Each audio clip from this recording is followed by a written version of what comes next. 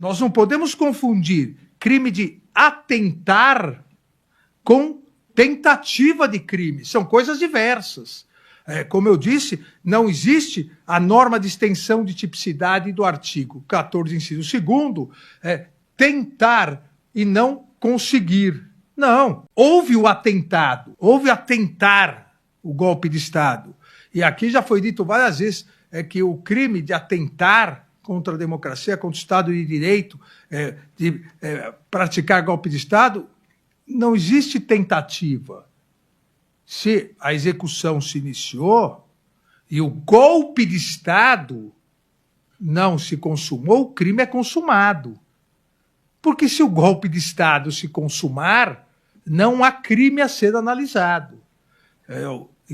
Me parece que aqui nenhum dos presentes e todos aqueles que nos ouvem, ninguém acreditaria que se houvesse golpe de Estado, estaríamos aqui a julgar esses fatos. Eu dificilmente seria o relator.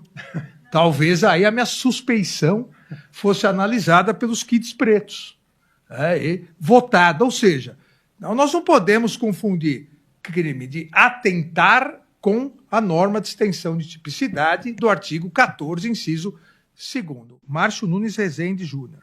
Se a gente não tem coragem de enfrentar o cabeça de ovo e uma fraude eleitoral, vamos enfrentar quem? Ou seja, além disso, eles também conseguiram fazer vários apelidos para esse ministro relator, né? Eu quero dizer, Vossa Excelência, que o anterior é mais simpático, centro de gravidade. É mais simpático. Agradeço, ministro Flávio. Nenhum dos golpistas, dos denunciados como golpistas, nenhum realmente acreditava em fraude eleitoral. O núcleo de desinformação, e por isso que os núcleos se completam na descrição da Procuradoria-Geral da República nessa organização criminosa, os núcleos se completam porque o núcleo de desinformação, ministro Fux, criou isso porque isso era um antídoto para eventualmente se perdessem as eleições. E criou e divulgou. Agora, entre eles mesmos diziam, não, mas não tem nada, não achamos nada, ninguém achou, mas continuavam repetindo porque seria o estopim para tentar convencer as Forças Armadas. O comandante do Exército, o comandante da Força Aérea, várias vezes disseram, nunca foi encontrado nada. O comandante do Exército, e o Exército participou da comissão no TSE, falou, nunca foi encontrado nada. Mas mantinham, mesmo depois das eleições, nós já estamos falando aqui, já chegamos até dezembro, quase dezembro, mantinham esse discurso golpista. Esse discurso golpista, e por que isso? O novo populismo, esse populismo extremista digital, não só no Brasil, essa extrema direita que não acredita na democracia, essa parte extremista que não acredita na democracia, aprendeu que atacar diretamente a democracia não dá ibope, nacional e internacionalmente. Então não se ataca a democracia, se ataca os instrumentos. Olha, eu sou a favor da democracia, mas houve tanta fraude que nós temos que dar um golpe para restabelecer a democracia. Isso foi feito na Hungria, isso foi feito na Polônia, esse discurso foi feito lá atrás nos Estados Unidos. Voto por carta é fraude, sendo que o voto por carta é uma instituição norte-americana desde a Guerra de Secessão.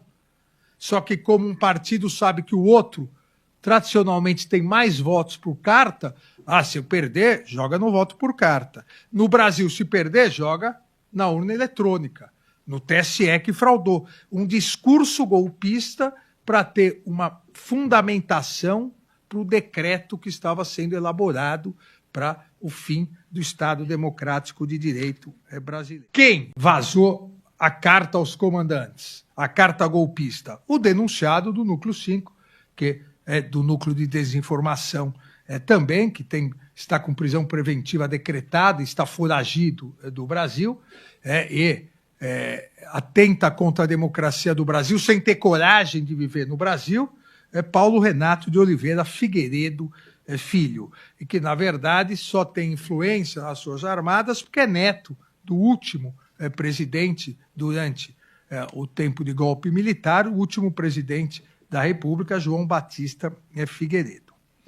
A Procuradoria ainda detalha que o acusado, Bernardo Romão, também enviou mensagem para o réu colaborador Mauro César Barbosa, informando exatamente isso, para assistir o programa Pingo nos Is da emissora Jovem Pan, salientando que algumas pessoas lá seriam expostas junto com a carta. Detalhe ainda que o réu Mauro César Barbosa Cid afirmou que tinha conhecimento, o que corrobora exatamente o alinhamento da atuação da organização criminosa. Veja, que é muito importante isso que descreve a denúncia. Para e passo o alinhamento entre núcleo 1, representado pelo réu colaborador Mauro César Barbosa Cid, e o núcleo 3, que hoje estamos analisando. E eu mostro também as mensagens entre Correia Neto e Mauro Cid. A denúncia narra ainda que o denunciado no núcleo 5, Paulo Renato de Oliveira Figueiredo Filho, durante a transmissão em 28/11, expôs os nomes dos militares, ou seja, expôs, criticando o nome do comandante militar do Nordeste à época, general Richard Fernandes Nunes, que hoje é o chefe do Estado-Maior, o então comandante militar do Sudeste, que hoje é o comandante do Exército, Tomás Miguel Ribeiro Paiva, o então comandante militar do Sul, que já passou para a reserva, general Stumpf, tendo afirmado que os 3 militares eram contrários a uma ação mais contundente nas Forças Armadas.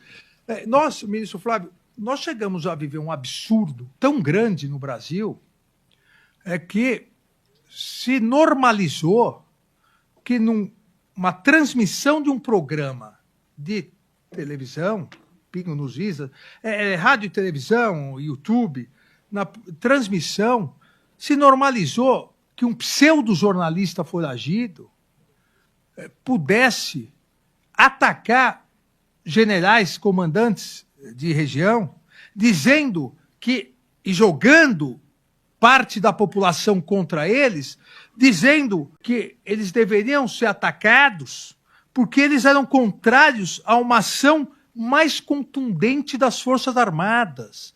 Mais contundente no quê? Se nós não estávamos em guerra. Mais contundente para acabar com o Estado democrático de direito. Não há nenhuma dúvida aqui nessa sequência de fatos. Tanto que a acusação destaca exatamente isso, que Figueiredo Filho utilizou de sua posição de comunicador para pressionar e provocar a cooptação do alto comando. O artigo 142 não tem absolutamente nada a ver com poder moderador. E os juristas que assim escrevem não são juristas, são golpistas. Não, nem o 142, nem nada na Constituição, porque parece que desconhecem o artigo 2º, né? São poderes independentes e harmônicos. O legislativo, executivo e judiciário, simples assim.